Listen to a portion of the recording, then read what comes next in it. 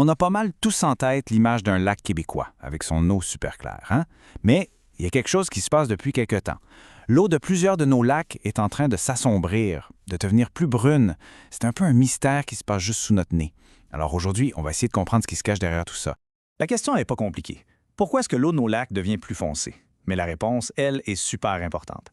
Parce que, on s'en doute, c'est pas juste une question de look. La clarté de l'eau, c'est essentiel pour la santé de tout ce qui vit dedans, et même pour notre eau potable. Alors, pour trouver la réponse, la première étape, c'est de comprendre d'où elle vient, cette couleur-là. OK, alors le coupable numéro 1, c'est quelque chose qui s'appelle le carbone organique dissous, ou COD pour les intimes.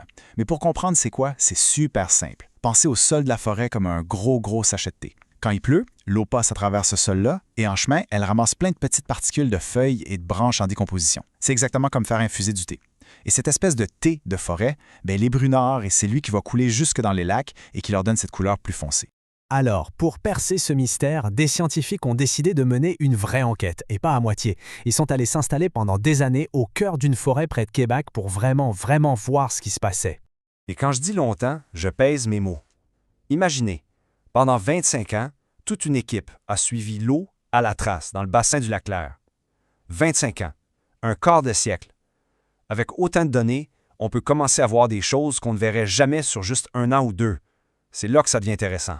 Et pour être sûr de rien manquer, ils ont joué au détective.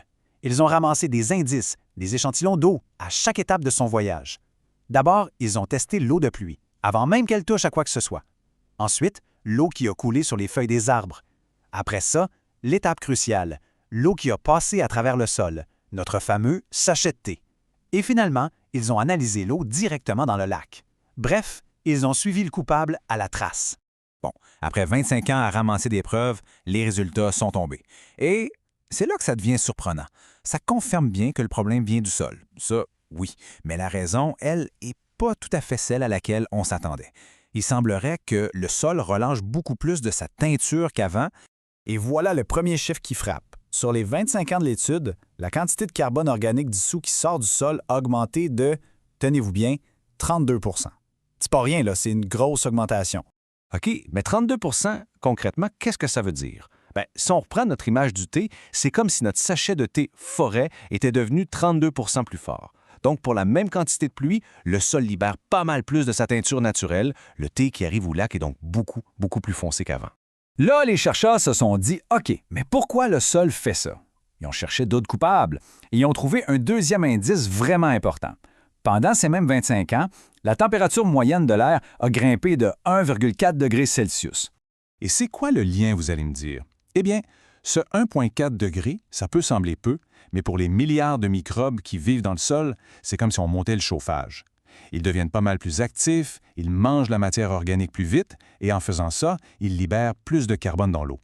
Donc, en gros, le réchauffement climatique, ça rend notre thé de forêt encore plus fort. Et c'est là que les scénarios changent complètement. Vous voyez, pendant longtemps, on pensait que le brunissement des lacs était surtout dû à la baisse des pluies acides, ce qui était, d'une certaine façon, une bonne nouvelle. Mais ce que cette nouvelle étude nous montre, c'est qu'il y a un autre joueur, beaucoup plus important qu'on pensait, qui est entré dans la partie. Le réchauffement climatique. C'est devenu un moteur majeur et assez inattendu de tout ce phénomène. Bon, maintenant qu'on a une meilleure idée des causes, la question c'est pourquoi on devrait s'en préoccuper? C'est quoi les conséquences concrètement pour nous au Québec? Les impacts sont bien réels. Premièrement, notre eau potable. Une eau plus brune, c'est plus compliqué et ça coûte plus cher à traiter pour qu'elle soit bonne à boire. Deuxièmement, la vie dans le lac. L'eau foncée, ça agit comme des lunettes de soleil, ça bloque la lumière. Moins de lumière, ça veut dire moins de plantes aquatiques et ça affecte toute la chaîne alimentaire.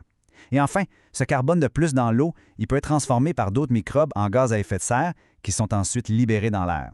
C'est un cercle vicieux. Finalement, cette longue enquête nous donne une pièce vraiment importante du casse-tête. On comprend maintenant que le réchauffement de la planète met de l'huile sur le feu et accélère le brunissement de nos lacs. Alors, ça nous laisse avec une grosse question pour la suite. Sachant ça, qu'est-ce qu'on fait maintenant pour protéger la belle clarté de nos lacs pour le futur? C'est une réflexion qu'on ne peut plus éviter.